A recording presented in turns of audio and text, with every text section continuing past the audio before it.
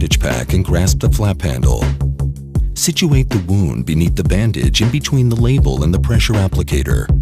Begin wrapping the leader around the arm below and above the pressure applicator to maintain the dressing pad in the position on the wound, covering it completely.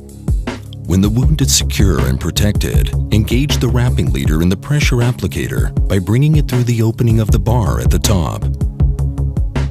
Wrap the leader back in the opposite direction over the pressure bar so the pressure bar is fixed directly on the wound site.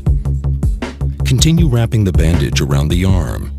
Twist the bandage once as you wrap the second revolution so the twist is positioned directly on the pressure bar, focusing the pressure on the wound site to further control blood loss. To immobilize the arm, use the wrapping leader to bandage around the patient's torso by bringing it across the front or back of the body and underneath the opposite armpit, returning across the torso and around the wounded arm. The elastic bandage is highly flexible. When wrapping around the torso, maintain the bandage at its full width so as not to inhibit breathing. Fasten the closure bar at any suitable place on the bandage.